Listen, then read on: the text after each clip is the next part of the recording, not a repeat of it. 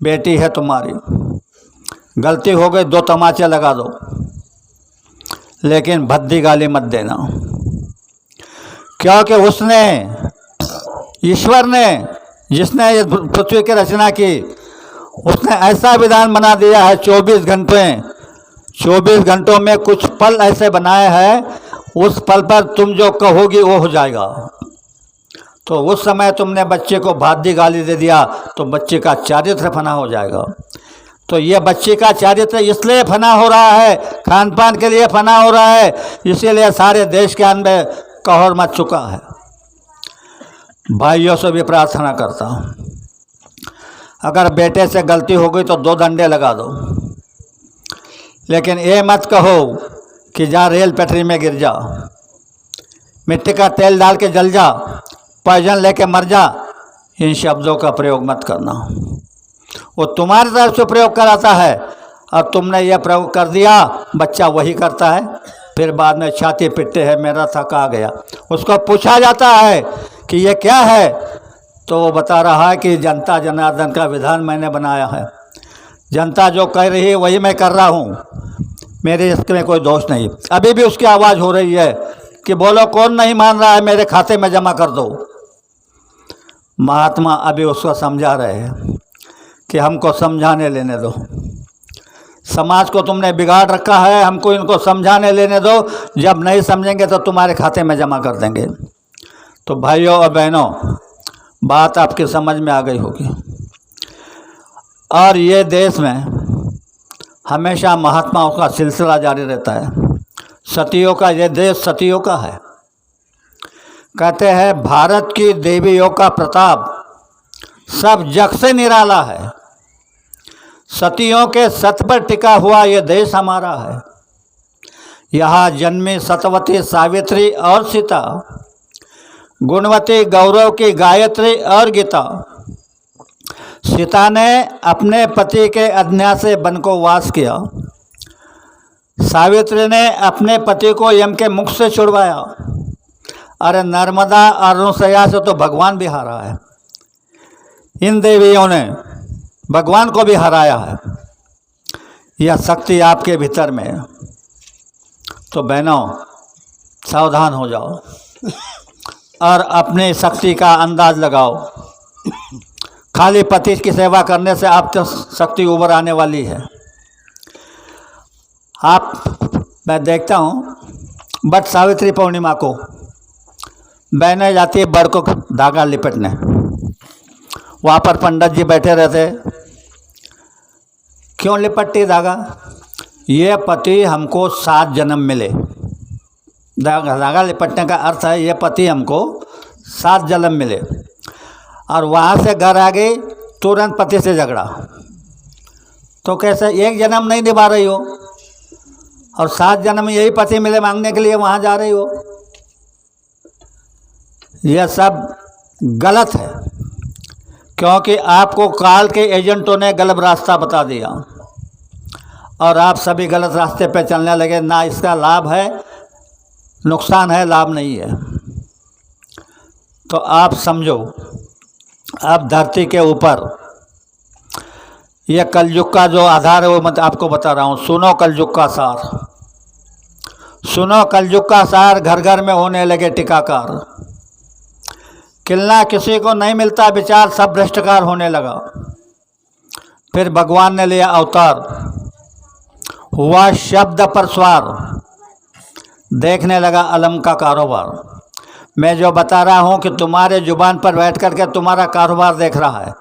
बच्चे को तुमसे गाली दिलवा रहा है, उसका चारित्र फना कर रहा है। बेटे को तुम्हारे शब्दों से निकल रहा है मर जा, वो मर जा रहा है और वो कह रहा है कि मेरा इसमें कोई दोष नहीं। तो भाइयों और बहनों, आपको उस मालिक ने बहुत बड़ी शक्तियाँ दी है। मन है, चित्त है, बुद्धि है, अहंकार है। मन जो है तो त्रिलोक का मालिक है। इतनी बड़ी शक्ति तुम्हारे अंदर में उस मालिक ने दी है, लेकिन वो तुमको फंसाने का काम कर रहा है, कारण वो काल का एजेंट है। बुद्धि एक अच्छी चीज़ है, चित्त है एक कंप्यूटर है। ये चित्त जो तुम्हारा कंप्यूटर है, तो इसमें तुम्हारा जन्म हुआ नहीं, तुम जिस दिन से ये धरती पर उतारे गए वे सारा फिक्स है।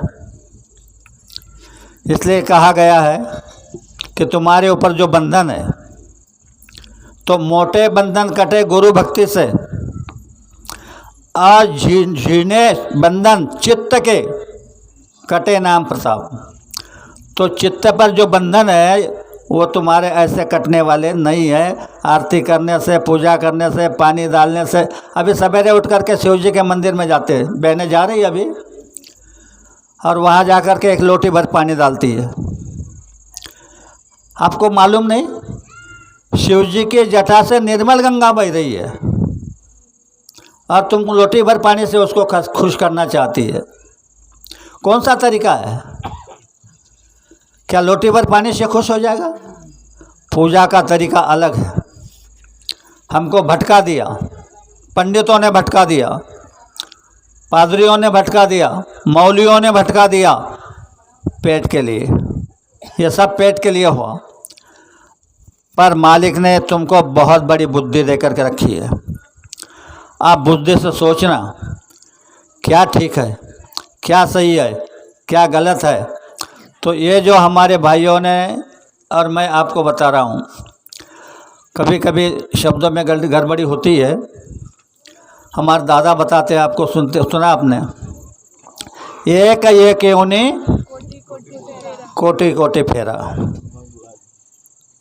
तो तुम मानव तन में है ना, तो कोटि बार मानव जन्म मिलने वाला है, पर अभी तुम्हारा कितना हुआ, कितना बचा है, ये तुमको मालूम। मानव जन्म तो मिलना है, पर मानव जन्म मिलने के लिए, अच्छा जन्म मिलने के लिए क्या करना पड़ता है? संत के दर्शन से, संत के दर्शन से ऐसा जन्म रिजर्वेशन होता है कि जिसमें तुम गलत काम नहीं करोगे। इसलिए संत का दर्शन करना अनिवार्य है, करना चाहिए। हम संत के दर्शन को नहीं जाते, जहाँ कुछ नहीं मिलता है वहाँ रेटा रेटी करते हैं। तो आज इस दिन मैं आपको समझा रहा हूँ कि ये सारा खेल कैसे हुआ। यह बहुत बड़ी शक्ली होती है। जिस टुकड़ो जी महाराज की बात कर रहा हूँ, इनका हाजिरी उधर रोज होती थी। इधर का संदेश उधर और उधर का संदेश इधर। तो वहाँ पर गए सत्पुरुष यानी मालिक। सत्पुरुष ने पूछा, धरती पे क्या हो रहा है? तो टुकड़ो जी महाराज ने पूछा, क्या पूछते हो? बोले, प्रभु, एक तो प्रलय होने का या तो तुम्हारे अवतरने का बाकी है। एक तो तुम आओ या तो प्रलय करा दो। धरती के ऊपर गुंडों ने बांधे कंगन है और वीरों के हाथ में बंधन है। तब बाबा जी ने कहा, ये सत्पुरुष ने, तुम चलो मैं आ रहा हूँ। शक्ली कैसी होती है यह समझाता हूँ। जैसे भी टुकड़ो जी महाराज वहाँ से नीचे आए तो प्रार्थना कर दी, है प्रार्थना गुरुदेव से। गुरुदेव आने वाले ही उनको मालूम था। है प्रार्थना गुरुदेव से, यह स्वर्ग सम संसार हो, उच्चतम जीवन बने, परमार्थमय व्यवहार हो। यह प्रार्थना बना दी। और जब इन्होंने काम शुरू कर दिया तो इन्होंने आवाज़ लगा दी कि ए माताओं और बहनों, तुमने अगर मेरी बात को मान लिया तो मैं स्वर्ग का सुख तुम्हें इसे धरती पर दे दूंगा। किसी महात्मा ने कहा था अटक, ये सारे स्वर्ग वगैरह उनकी मुट्ठी में है। इन्होंने कहा यह स्वर्ग सम संसार हो, तो उन्होंने कहा मैं स्वर्ग का सुख तुम्हें धरती पर दे दूंगा। महात्मा की बातें अटपटा होती है, हमारी समझ में नहीं आती। इसलिए किसी से पूछ लेना चाहिए कि ये क्या है, वो क्या है, और हम धर्म के रास्ते पे चले। धर्म की जड़ें जो होती है तो उसके बेल सूख जाती है, लेकिन जड़ें पाताल में जाती है, सूखती नहीं। फिर से अंकुर उगाते हैं, तो धर्म की स्थापना होने जा रही है। और जो इसमें लिखा है परित्राणाय साधु नाम, विनाश है दुष्कर्म करने वालों का विनाश होगा और साधु की रक्षा होगी। अभी ये जो बताया जाता नारे लगाए जा रहे हैं, बचेगा वही कौन? शाकाहारी होगा। तो ये क्यों? ये बाबा जी का आदेश है, हमारा इन लोगों का, मेरा, इनका नहीं, बाबा जी का कहना है शाकाहारी रहना। अब देखो इसको, जब भगवान दूध बन करके युधिष्ठिर के इसके पास गए, दुर्योधन के पास, और कहने लगे तुम्हारे भाई है, आधा हिस्सा उनका है, तो आधा नहीं देते तो 5 गाँव दे दो 5 भाइयों को। दुर्योधन ने कहा सुई के नोक पर मिट्टी बैठती है, उतनी भी नहीं मिलेगी। क्या हुआ आपको मालूम है। उसी तरह आज भी बताया जा रहा है, बाबा जी ने हम लोगों को आदेश दिया, गांव वालों को बता दो, शहर वालों को बता दो कि कम से कम शाकाहारी हो जाओ। तुम कम से कम शाकाहारी हो जाओगे तो तुम्हारी जीवात्मा को नरक में जाने से बाबा जी बचा लेंगे। इसलिए बताया जा रहा है, ये जिम्मेदारी स्वामी जी ने ली है। तो आपसे मैं आज प्रार्थना करता हूँ कि सभी बहनें अपने पति की सेवा तन मन लगा करके करना और उनके आदेश का पालन करना, भूलकर भी झगड़ा मत करना। भाइयों से भी छोटा सा संदेश है मालिक का, कोई भी भाई अपनी पत्नी को मारपीट मत करना, गाली गलौज मत करना, लक्ष्मी समझना। नारी पति को परमेश्वर समझे और पति नारी को लक्ष्मी समझे। लक्ष्मी नारी का, नारायण का जोड़ा बन जाएगा। ऐसे तो पहले नारी को लक्ष्मी कहते थे। अगर कोई किसी के घर जाता था तो पूछता था लक्ष्मी जी कहाँ गई, तो बता देते थे खेत में गई, नदी पर गई। धीरे धीरे धीरे धीरे उसको, यहाँ किसी की गलती नहीं है, ये सारा खेल हो रहा है तो किसी का नहीं, ईश्वर का है। तो उसको खेल करना था तो लक्ष्मी शब्द को ख़त्म कर दिया, कारभारणी शब्द आया, वह भी अच्छा था, कम से कम कारभार देखने का ज्ञान होता था। अब तो बड़ा सुंदर शब्द ला रहा है, सुशिक्षित। अभी नारी को क्या कहते हैं मालूम है ना, जानते हैं ना बहने? मिसेस। सुशिक्षित, मिसेस का मतलब अंग्रेजी शब्द है, क्या होता है? मिस यानी मिस्टेक और यस माने हाँ, गलती का पुतला बना दिया। जिस नारी के द्वारा रक्षा होने वाली है उसको गलती का पुतला बना दिया तो कौन रक्षा करेगा समाज की? समाज रक्षा के लिए समझ तक नहीं है। साधु महात्मा पेट के लिए भटक रहे हैं और ये नारी रक्षा कर सकती है तो इसको गलती का पुतला बना दिया है। इसका मतलब चारों तरफ से आप घेरे गए। तो कहा है 4 जुगत से चोर जुगत से रोक लिया तूने नाका। उसको ऐलान किया जा रहा है कि 4 जुगत से चोर जुगत से रोक लिया तूने नाका। हम क्या जाने इस नाके को, अरे दिखाएंगे एक से एक। एकता रखो गांव में। आज गांव में फूट पड़ रही है इलेक्शन की वजह से, तो गांव में एकता रखो। एकता रखोगे तो तुम्हारा गांव आसमान में चला जाएगा। लेकिन आज ये जो जहर फैला है इलेक्शन का, इसने सारा सत्यानाश कर दिया है। और क्या होता है आखिरी? कुछ नहीं। तो भाइयों से भी हाथ जोड़ता हूँ, तुम अपनी पत्नी को लक्ष्मी समझना और एक पत्नी व्रत रख लेना। तुम कहोगे क्या होगा? मैं ये सुना देता हूँ और मेरे 2 शब्दों को विराम दे देता हूँ। द्वापर युग में अश्वमेध यज्ञ हुआ। अर्जुन अश्व की रक्षा के लिए रखे गए, सेना, भगवान तो उनके सारथी थे ही। घोड़ा चलता जाता था, कोई राजा पकड़ते थे, युद्ध होता था, अर्जुन जीतते जीतते जा रहा था। एक राक्षस ने घोड़े को पकड़ा। दूतों ने आकर के कहा भगवान से कि राक्षस ने घोड़े को पकड़ा है। तो भगवान ने कहा जाओ उसको कहो कि ये अश्वमेध यज्ञ का घोड़ा है, इसे छोड़ दो, नहीं तो अर्जुन के साथ युद्ध करना पड़ेगा। ये गए कहने लगे। राक्षस ने कहा कि हम युद्ध करने को तैयार हैं। आकर संदेशा दे दिया। दोनों सेना आमने सामने खड़ी हो गई, उधर राक्षस की, इधर अर्जुन की। तो राक्षस ने प्रणाम करके भगवान को प्रणाम किया और कहा कि प्रभु क्या युद्ध को आरंभ हो जाए। तो अर्जुन का शंख बजा, भीम का शंख बजा, भगवान का शंख बजा, यानी आज युद्ध की अनुमति मिल गई। तो राक्षस ने जब संधान साधा तो एक ही बाण में अर्जुन के रथ को आकाश में उड़ा दिया और इसे घर घर घूम रहा था।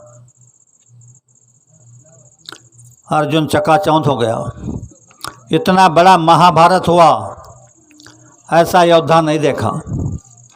तो भगवान से पूछने लगे, बोले प्रभु इसने कौन से मंत्र का जाप किया कि तुम स्वयं भगवान, मैं नर, ध्वजस्तंभ पे ब्रह्मचारी हनुमान, हम तीनों को एक ही बाण में उड़ा दिया। तो भाइयों सुनो जरा ध्यान से, भगवान अर्जुन को क्या बता रहे हैं। हे अर्जुन, वह राक्षस तो एक पत्नी है ही, लेकिन उसका नगर एक पत्नी है। तो कितना बल है एक पत्नी में। और हमने तो ब्रह्मचर्य को पानी की तरह बहा दिया। तो आने वाली मुसीबत के समय में क्या मुकाबला करोगे, बीमारी का क्या मुकाबला करोगे। इसलिए हाथ जोड़ के कहता हूँ कि सभी भाई एक पत्नी व्रत अपना ले और बहनें पति को परमेश्वर समझे। इसी के साथ साथ मैं 2 शब्दों को विराम देता हूँ। भूल चूक की माफ़ी चाहता हूँ। हो सकता है कोई ऐसा शब्द निकल गया हो जो नहीं कहना था, तो आप मुझे अपना छोटा भाई समझ करके माफ़ कर देना। और सबको बड़े प्रेम के साथ जय गुरुदेव।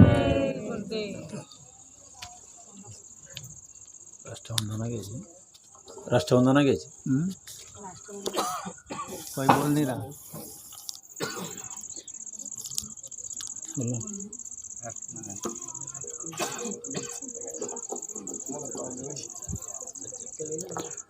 आता खंडू राष्ट्रवंदना म्हणतील।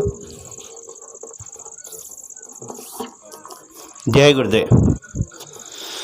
तन मन धन से सदा सुखी हो भारत देश हमारा, सभी धर्म और पंथ पक्ष को दिल से रहे प्यारा।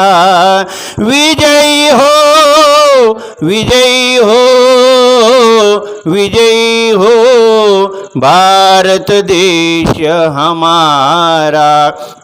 निर्भय हो यह देश की माता, मंगल कीर्ति कराने, सत्यशील और निर्मल मन से वीरों को उपजाने। सद्गुणी हो यह देश की जनता, जीवन सुख सजवाने। रंक राव पंडित भिखारी, सबको सुख दिलवाने। विजयी हो, विजयी हो, विजयी हो भारत देश हमारा। स्पृश्य हटे यह सारा, देश कलंक मिटाने। सबके मन कर्तव्यशील हो, धन उद्योग बढ़ाने। सबका हो विश्वास प्रभु पर, अपनी शक्ति बढ़ाने। ब्रह्मचर्य अध्यात्म दैवी गुण, घर घर में प्रगटाने। सारा भारत रहे सिपाही शत्रु को दहशाने। तुकड्या दास कहे स्फूर्ति हो सबको भक्ति कराने। विजयी हो विजयी हो विजयी हो भारत देश हमारा। तन मन धन से सदा सुखी हो भारत देश हमारा। भारत देश हमारा। जय गुरुदेव।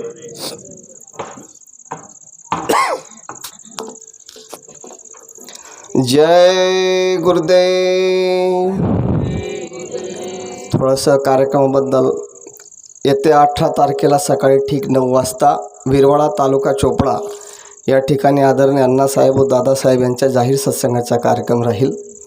त्यानंतर 21 तारखेला संध्याकाळी ठीक 7:30 वाजता नावरा नावरी तालुका जय गुरुदेव।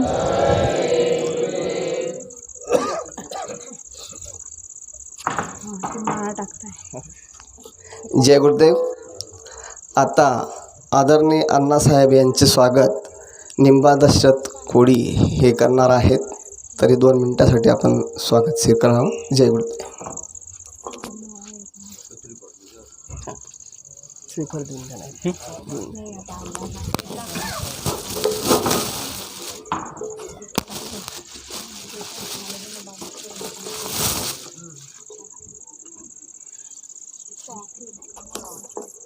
जय गुरुदेव। जय गुरुदेव। आता पितांबरजी दादासाहेब यांचे स्वागत निम्मा दादाच करतील असे मी त्यांना विनंती करतो। जय गुरुदेव। जय गुरुदेव।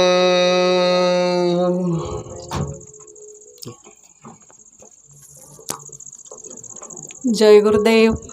या सत्संग स्थळावर जर कोणी नवीन असेल आणि त्याला जर शाकाहारीचा संकल्प घ्यायचा असेल तर आज छान योग आहे, तर तुम्ही घेऊ शकतात। आहे का कोणी नवीन असं? आरती होण्याच्या आधी कोणाची इच्छा असेल तर शाकाहारीचा संकल्प व्हा, जेणेकरून तुम्ही ह्या गुरुदेव नामाशी जुळून जाणार। असेल तर उभं राहून जा। ठीक आहे, चालेल। जय गुरुदेव। सगळे शाकाहारी आहेत असं समजूया। जय गुरुदेव। चला मग सगळेजण मिळून आपण आरती बोलूया।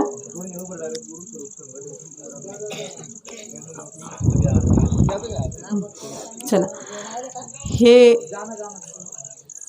हे गुरुभाऊ आपली सगळ्यांची गुरुरूप समजून आपली आरती उतरवत आहेत। तरी संगतकडे तुम्ही 2 जण तोंड करून उभं राहा। इकडे या मावशी। आणि 2 जणांनी ताटाला हात लावायचा आहे आणि ही गुरुरूप संगत आहे, तर संगतचं सगळेजण आरती उतरवून घ्या। चला काय म्हणताय? जय गुरुदेव। ते संकल्प आला आहे, असं काही म्हणताय वाटतं ते।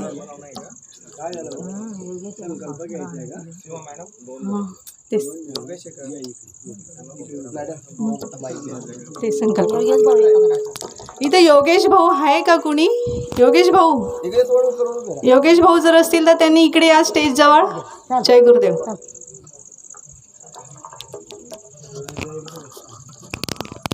राहू दे बाई, थांबा तिकडे इकडे येऊन जा। हात जोडून उभे राहा। जय गुरुदेव। रुमाल टाकून द्या डोक्यावर, रुमाल असेल ना। कृपया जरा लक्ष द्या। महत्त्वाचा कार्यक्रम थांबणार होता, पण त्याची इच्छा नाही झाली। संकल्प शक्ती ही सर्वात मोठी शक्ती असते आणि मी सुद्धा जरी कोणी बोललं नसतं तर संकल्प दिला असता, पण मी ही वाट पाहत होतो आमचे लोक केव्हा केव्हा संकल्प देऊन टाका, संकल्प देऊन टाका। आज बोलले नाही। तर संकल्प काय असतो? ज्या वेळेला राम रावणाचं युद्ध होत होतं, तर मेघनाथ जे आमच्या सरांनी उच्चारण केलं ते एका बाजूला जाऊन त्यांनी हवन सुरू केलं, यज्ञ, विजयी रथ। विभीषणाने जाऊन रामाला सूचना दिली, लक्ष्मण काही हनुमंता आपली सेना घेऊन तिथे गेले, विध्वंस केला, हवनाचा विध्वंस केला. आणि त्या ठिकाणी हनुमंत आपल्या लक्ष्मणाचं आणि त्या मेघनाथचं युद्ध झालं, ज्याने 33 कोटी देवांना बंदीत टाकलं. तो अगणित बाण सोडायला लागला. लक्ष्मण आपल्या दिव्या बाणांचा उपयोग करत होता, पण फेल जात होते. शेवटी लक्ष्मणाने संकल्प केला की अगर राम एक पत्नी असेल, माता सीता पतिव्रता असेल, हनुमान ब्रह्मचारी असेल, मी 14 वर्ष निराहार आहे हे सत्य असेल, तर एकाच बाणाने इंद्रजिताचा सर तुटून जाईल. इंद्रजित मारला गेला. आता प्रश्न राहिला की तुम्ही म्हणाल ही त्रेतायुगाची गोष्ट आहे, हा कलियुग आहे, तर त्याची माहिती तुम्हाला देऊन टाकतो. मी 13 गाड्या घेऊन उत्तर प्रदेश मध्य प्रदेशाच्या दौऱ्यावर निघालो होतो. आणि जबलपूरचा एक सत्संगी त्यांनी कार्यक्रम मागितला. मी सांगितलं आज संध्याकाळी येतो, लांबचा प्रवास होता म्हणून जरा वेळ झाला. त्यांनी स्टेज वगैरे बनवून, हायफाय कॉलनी होते तर खुर्च्या वगैरे टाकून बसलेले होते. आमच्याबरोबर भंडाराची गाडी होती. मी त्या माझ्याबरोबर अर्चना म्हणून मुलगी आहे ती असते, तिला 2 प्रार्थना म्हणायला सांगितले. मी आणि दादा तिथे जाऊन बसलो. इकडे यांनी भंडारा लवकर व्हावा म्हणून 2 सिलेंडर लावून दिले. एक प्रार्थना संपली तोपर्यंत अचानक एका सिलेंडरने आग पकडली. त्याला विझवायला लागले, दुसरा पेटला. दोघांना विझवण्याच्या त्याच्यामध्ये जवळच 16 लिटर गोडे तेलचा डब्बा होता, तो वितळला आणि तेही पेटायला लागलं. कॉलनीवाले पडायला लागले की आता कठीण आहे, 2 सिलेंडर आहेत, फुटले तर कॉलनी वाचणार नाही. मी बाहेर निघालो दादांना घेऊन. दृश्य हृदय फाडणारं होतं. सिलेंडरच्या ज्वाला भडकत होत्या. मैं थोड़ा तांत्रिक प्रयोग करूं पाहिला कि कोरा करिया जल से भरिया, इसमें कौन ना है धरती वाले गोरख ना है, जलती आग शीतल हो जाए मेरी भक्ति गुरु की शक्ति, स्फुरो मंत्र ईश्वरवाद सत्यनाम आदेश गुरु का. या अग्निशामक मंत्राचा उच्चार केला, काही उपयोग झाला नाही. मग शेवटी लक्षात आलं की संकल्प शक्ती काम करते. माती उचलली आणि संकल्प केला की हे बाबा जय गुरुदेवजी महाराज, हे लोक आपल्या आदेशाने धर्म प्रचाराला निघाले आहेत, हे आपल्या खर्चाने चालत आहेत, यांना मान प्रतिष्ठेची गरज नाही, सन्मानाची गरज नाही. ही गोष्ट जर खरी असेल तर ही आग आता विझून जाईल. जसं बटन दाबून बल्ब विझतो तशी आग विझून गेली. असा हा संकल्प असतो. म्हणून आज आता यांना तर उभे राहिले तर यांच्याबद्दल तुम्ही तुमचं तिकीट रिन्यू करून घ्या. म्हणून सर्व माझ्यानंतर संकल्पाचा उच्चारण करायचा. बोला जय गुरुदेव. हे गुरुवर, हम सबको सच बुद्धि दो, सच बोलने का ज्ञान दो, सत स्वरूप का अभ्यास दो, सत कर्तव्य करने की शक्ति दो. हे भगवान, हमारे अंदर जो कुछ कमी नजर आती है उसमें हमारा ध्यान लगाकर उसे पूर्ण करने का साहस दो. हे बाबा जय गुरुदेव जी महाराज, हम कलयुग के अज्ञान जीव है, ना धर्म जानते हैं, ना कर्म जानते हैं. जाने अनजाने हमसे जो गलतियां हो गई उसे माफ कर देना. हे विश्व धर्म को निर्माण करने वाले परमात्मा, हम आपको साक्षी रखकर प्रतिज्ञा करते हैं आज से हम मांसाहार नहीं करेंगे नशीली चीज़ों का सेवन नहीं करेंगे अंत समय में तुझ में समरस हो जाऊं यही हमारा उद्देश्य है यही हमारा ध्येय है इसे पूर्ण करने हमें शक्ति दे वरदान दे शक्ति दे वरदान दे जय गुरुदेव। प्रेमियों, जो संकल्प का पालन करना चाहता है वो शाम को जब सोने को चारपाई पे जाएगा तो एक माला जय गुरुदेव नाम की करना। सवेरे नींद से जागे तो उसी चारपाई पर बैठ कर के एक माला जय गुरुदेव नाम की करना। मांस मछली को त्याग देना, नशीली चीज़ों को त्याग देना। हमारे पुराने भाइयों को और हमको मालिक ने सवेरे 8 माला और शाम को 8 माला का संकल्प दिया है, लेकिन ये धड़क योजना में आपको 24 घंटों में 2 माला है, सवेरे 1 और शाम को 1। ये माला करके देख लेना और सब इसका पालन कर लेना।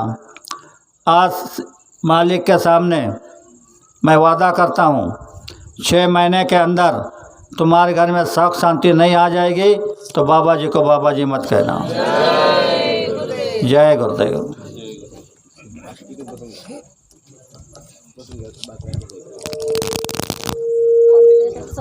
आरती उभे राहा इथं समोर।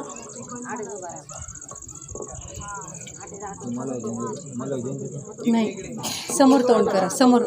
हे गुरुरूप संगत आहे।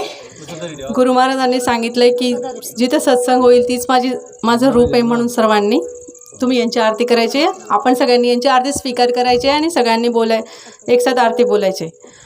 विनय करू मैं दो कर जोड़े सतगुरु द्वार तुम्हारे बिन धूप दीप आरती साजू दो अखिया नमज धारे भाव सहित नित बैठी झरोखे जोत प्रियतम प्यारे पग ध्वनि सुनु श्रवण ही अपने मन के काज बिसारे जागी सूरत पियत चरणामृत पियत पियत हुई न्यारे घंटा शंख मृदुंग सारंगी बंसी बीन सुनायो जय गुरुदेव की आरती करती गावत जय जयकारे विनय करूं मैं दो कर जोड़े सतगुरु द्वार तुम्हारे दाता द्वार तुम्हारे मालिक द्वार तुम्हारे प्रभु जी द्वार तुम्हारे स्वामी द्वार तुम्हारे। जय गुरुदेव। जय गुरुदेव। जय गुरुदेव। जय गुरुदेव। सर्वांनी भंडारा भोजनासाठी जागेवर रांगा व्हायचे आहेत। जय गुरुदेव। जागेवरच साखरेचा प्रसाद व भंडारा भोजन प्रसाद मिळेल।